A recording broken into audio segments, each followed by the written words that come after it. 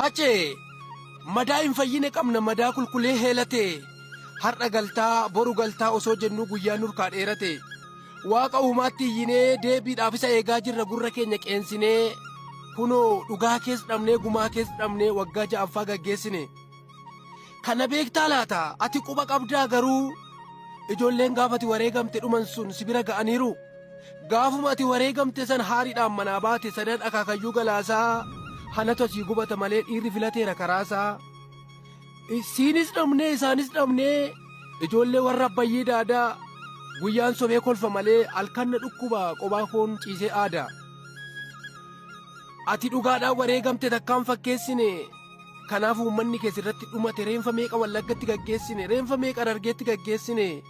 eeyyee ati dhugaadha saba kee biyyite takkaan fakkeessine kanaaf uummanni keessirratti dhumate reenfa meeqa aarsitti gaggeessine reenfa meeqa booranaaf gujiitti gaggeessine madoo meeqa jimmaa fiiluutti gaggeessine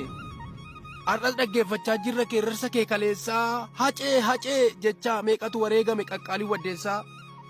har'a hunduu si faarsa afaan hundaa keessa jira maqaan kee kuulamee guyyaa gaafati wareegamte suma duukaa dhuman reenfa meeqatu shawaa keessatti walirra tuulame ati maallaqaan nun gurgurre beekamuufis nu fakkeessine kanaaf sabni keessirratti dhumate reenfa meeqa baaleetti gaggeessine reenfa meeqa wallootti gaggeessine inni kaan halkanii yaa'ee kaan immoo gara barii qeerroo meeqatu dhumate qaqqaaliin gudarii wayyaa koo jiidhaa sana dirree biyya koo dhafee kanarra maal dubbanne erga kun hunduu hafe jettee gaafa geerarte rakkoo saba kee hiruu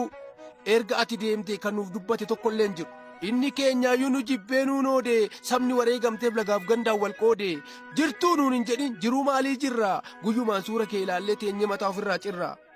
nuun gubaatti nu hambiftee filatte karaa kee saba kee miskiina kana eenyutti kennitee kutatte garaa kee wayyaa koo jiidhaa sana ijoolli shakkaan dirree biyya koo nafe dirree biyya koo nafe